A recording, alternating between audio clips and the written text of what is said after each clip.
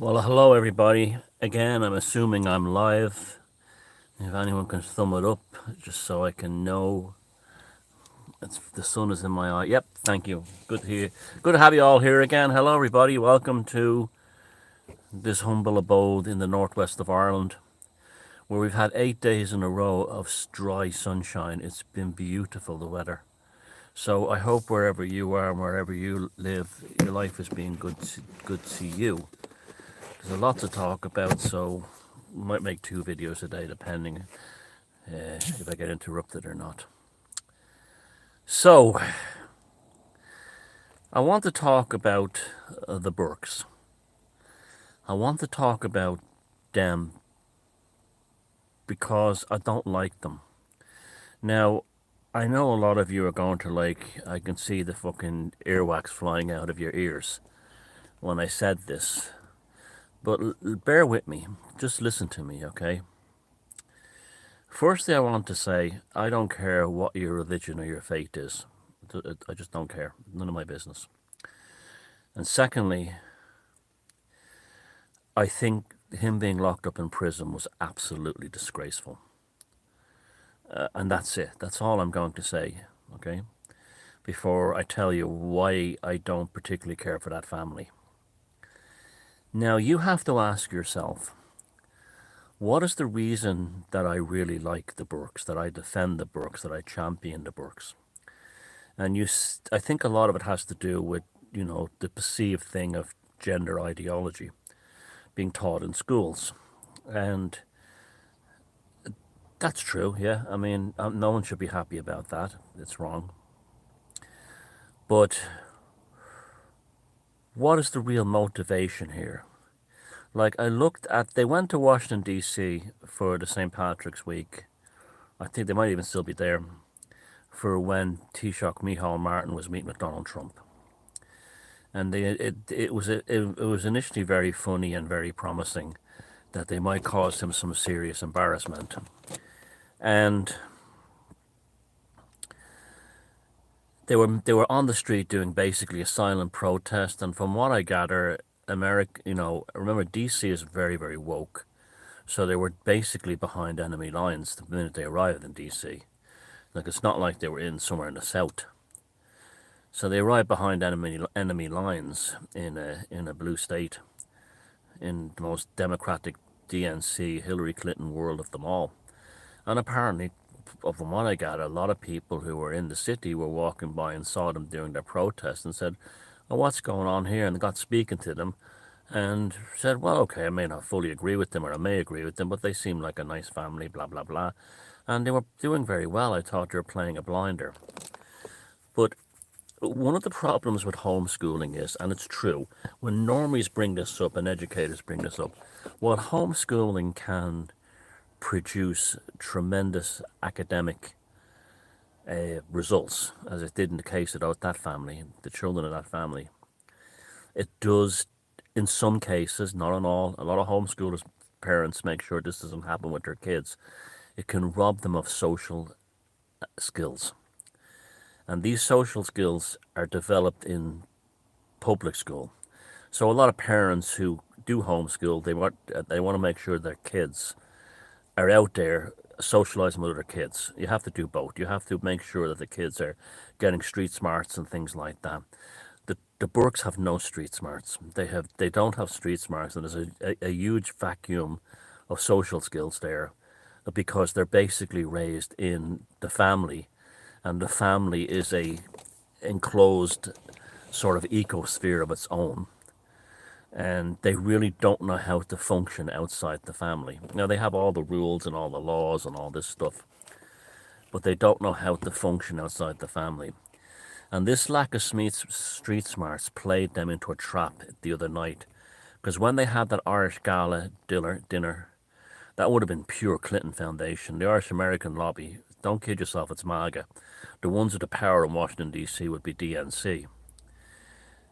And I have absolutely no doubt that that was a January 6th type event that they were led in. The security in DC at all these events would normally be as tight as a crab's arse. you can't get in. And like January 6th, when the MAGA crowd got into the Capitol building, they were let in. The Burkes were played into a trap. They went into that building during that gala dinner, and they did their Burke thing. And they got themselves ejected and thrown out again. And they wrecked everything for themselves, okay? And they made Micheál Martin look good. They made the establishment look good. They made people who are against what they stand for look good, as they always do. They seem to have this thing of throwing themselves on the ground and wanting them to be manhandled. It's almost like an extreme victim complex, and they want this photographed and shown. And it doesn't look right. It looks weird. Okay, it looks weird. It doesn't look right. It looks weird.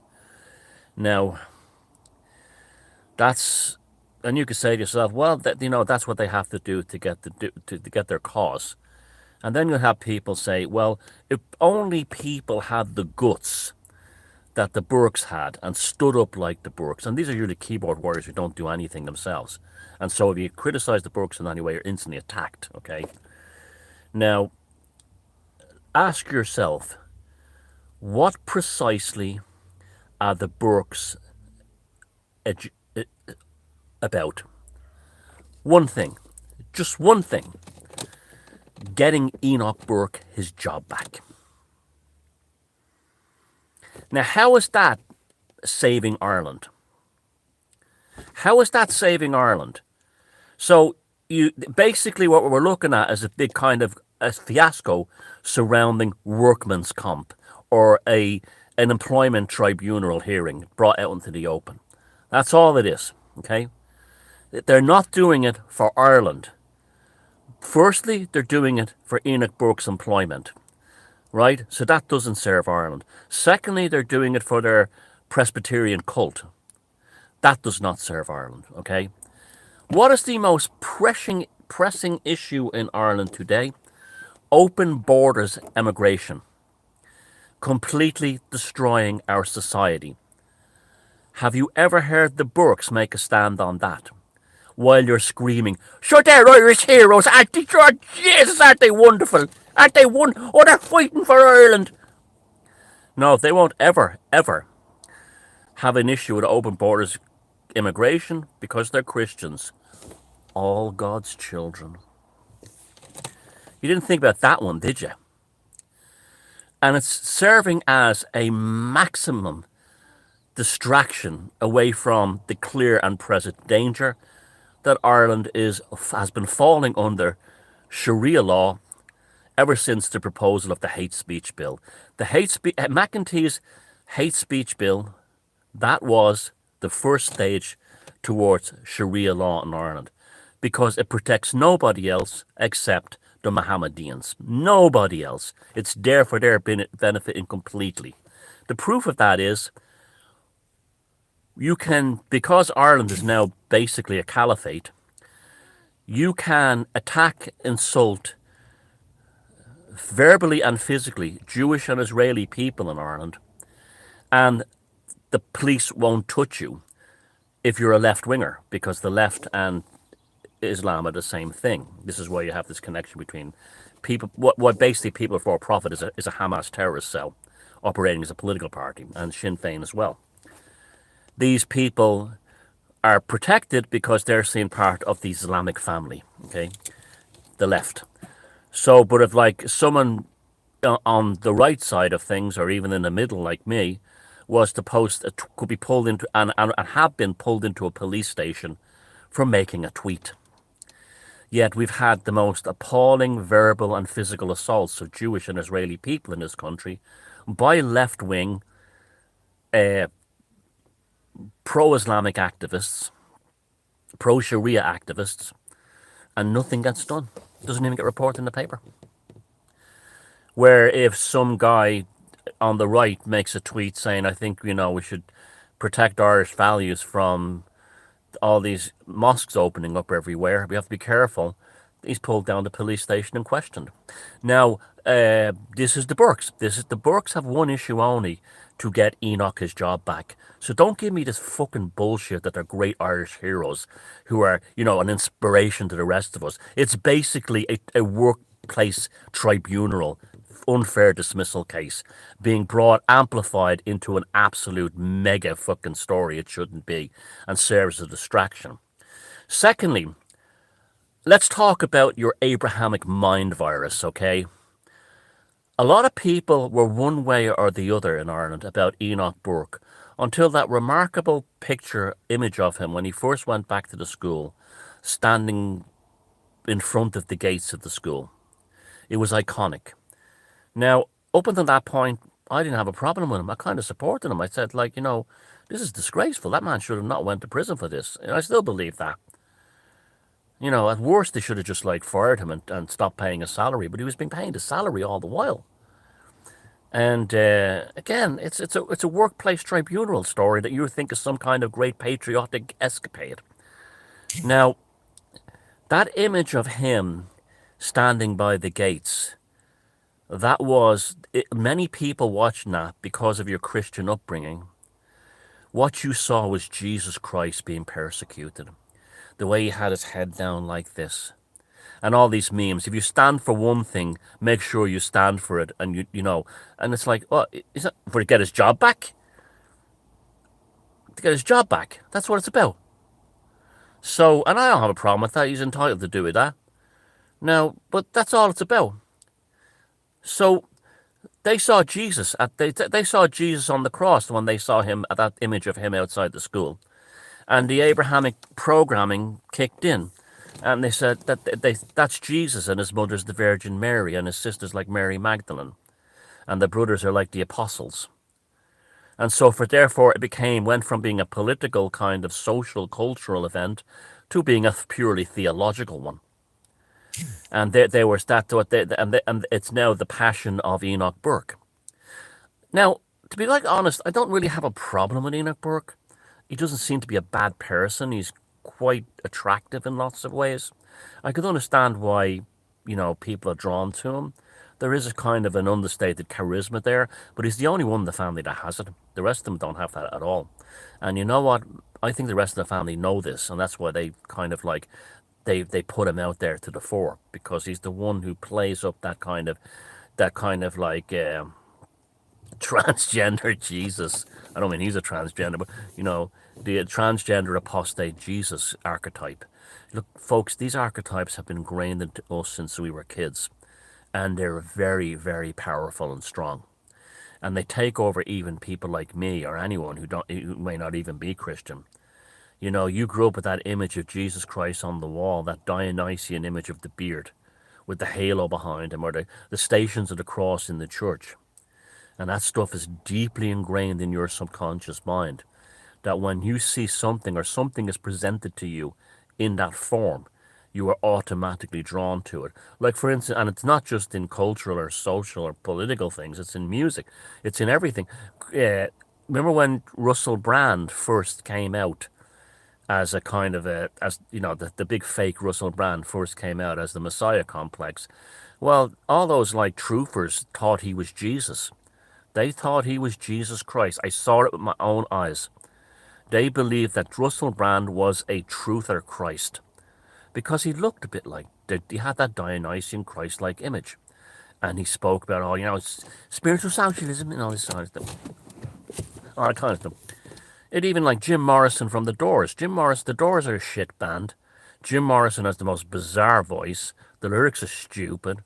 He sings like a cabaret crooner. If there's one pop star in history that you can actually point a finger at and say, that's absolutely a creation of the CIA, it's Jim Morrison. Well, we know his father was the one who started the Vietnam War as an admiral. And literally there's a picture of him a few weeks before he became a rock god. And he's like this nerdy kid standing on the deck of a ship with his own man. And that was deliberately, Jim Morrison is deliberately made look like Jesus Christ. And Chris Christopherson did it. And that Dionysian look. You see that, they see Jesus, and they're drawn to it.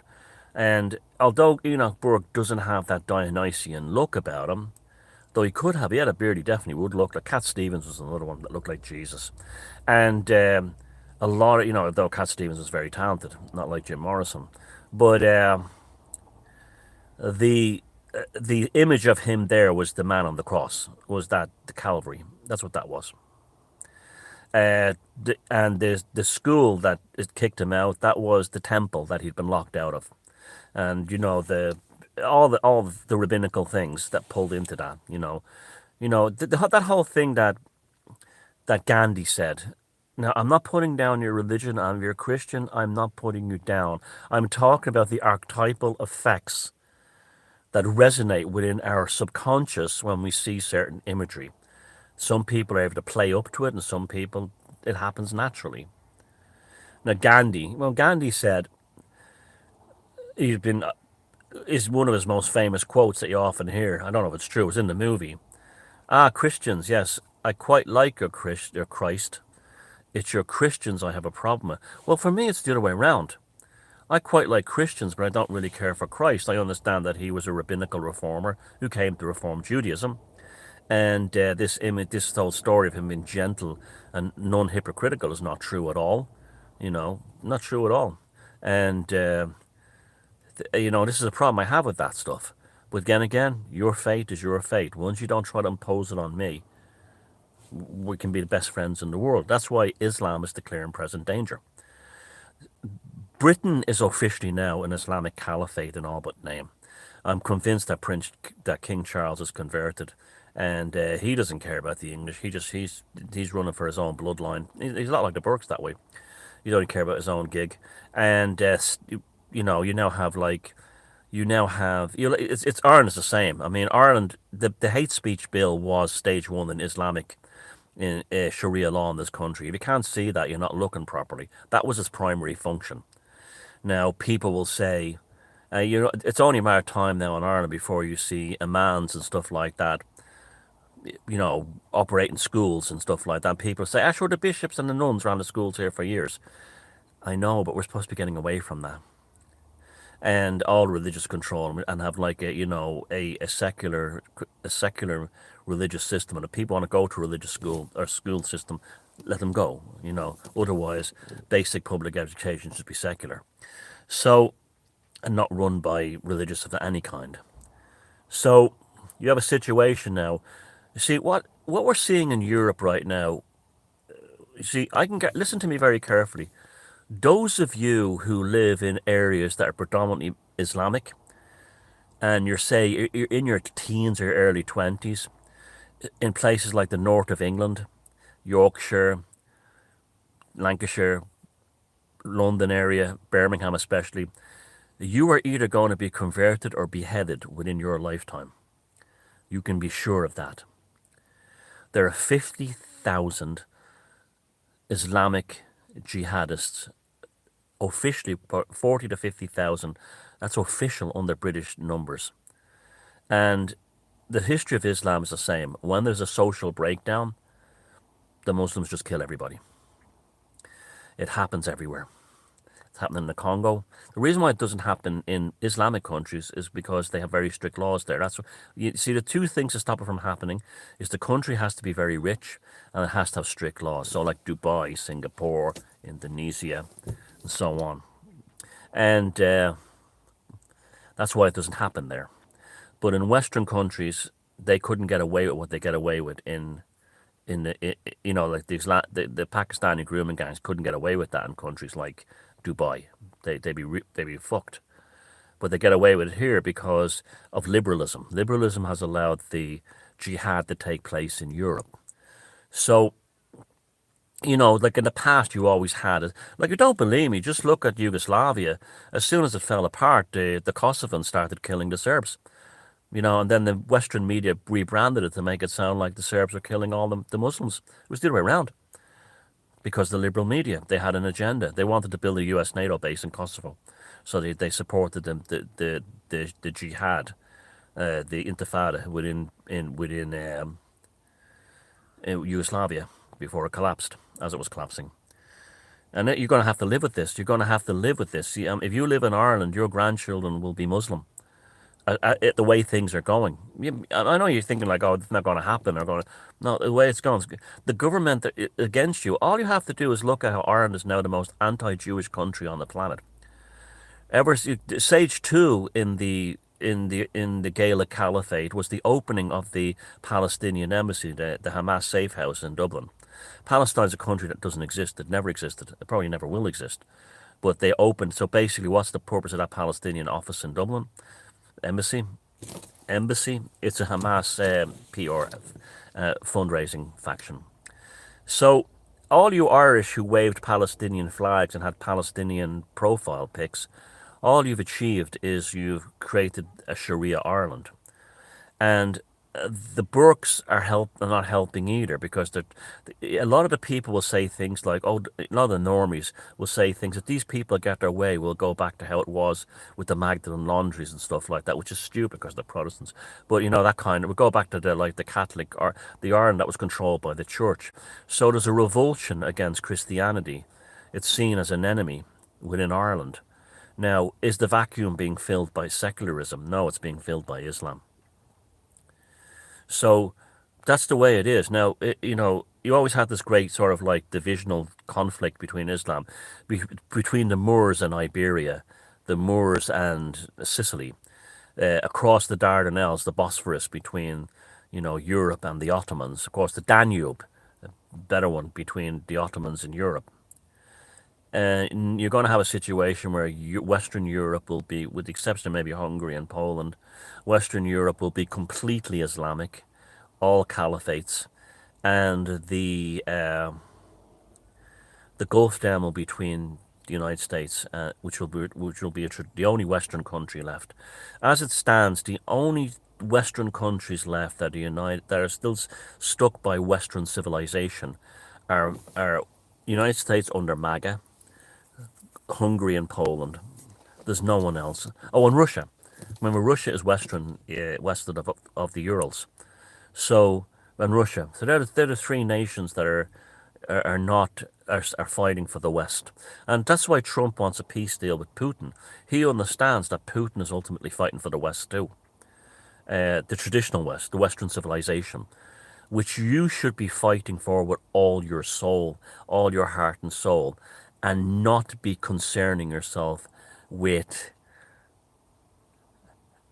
Enoch Burke's extracurricular workplace tribunal unfair dismissal case. That's what you should be dealing with. Instead of elevating Enoch Burke to your Christ-like saviour of Ireland, when him and his family don't care about anything. I mean, they literally could have reformed themselves. And in DC, when they went there, it was a classic example of snatching defeat from the jaws of victory. All they had to do was stand there, talk to people, and the people would have eventually come up and talked to them. The media would have came. They were, because of their lack of street smarts. I've heard some people think that maybe that proves they're shills, the way they carried on that event, because the only person that won from that was Micheál Martin and Enoch Burke's former school. That's the only ones who won from that event, and the establishment. But that they deliberately did that to sabotage themselves. No, I think it was a lack of street smarts. Their lack of street, and it was a January 6th thing, because otherwise they'd have been shot dead. They'd been shot dead before they got backstage in Washington D.C., especially after January 6th. What those police there are like, what the security there is like, they were allowed into that event. The door was open, knowing that they would make an absolute holy show of themselves. And people said, the media posted the worst pictures of them, but that's what they look like. The mouth open and their hands being pulled and on the ground and throwing themselves down and being pulled by that's what they look, that's what they do. They're not the worst images, that's what they do. There's some reason they seem to think that's going to actually get attention. It's almost like, it's a classic religious fanatic reaction to throw yourself to the ground. So people really need to start thinking twice about why they worship Enoch Burke as their god. And many of you fucking do. Many of the Irish patriot types, freedom types, nationalist types, nativists, they worship Enoch Burke and the family as if they're Jesus Christ and the apostles. and the new Holy Family of Ireland, you've got to ask yourself why. Other than lobbying and fighting to get his pay and his job back, what else are they doing? Where's their agenda on? Where are they helping Ireland in any other way? They're in it for themselves, folks. And if you cannot see that, you've been played. You've been played. Now, are they useful? Absolutely. Well, they were useful until what happened in the gala dinner. Yes, a lot of people, and this is why they're like Lee Harvey Oswald's. They're the classic patsies. They were deliberately massaged and allowed, and doors opened for them to fuck up like they did the other night at the gala dinner. They're just like Lee Harvey Oswald. They're not spooks or shills or anything. They're patsies. They're suckers.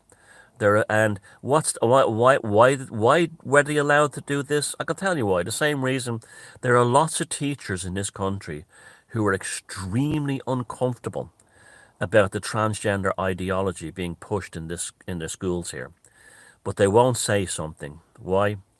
Because they'll be associated with the Burkes. So you go back and you think about what said, and then come back to me and tell me why I'm wrong. I mean, respectfully, and then tell me how they're helping, other than nothing. You've been suckered yourselves into throwing your whole emotional equipment and faculties behind getting some fella's job back or his salary repaid. And having said that, it's a disgrace. He should have never went to jail, especially when the pedos have been let go. They should have never went to jail. But let me tell you, folks, save your powder for the main battle. Take care, sanguine gnosis.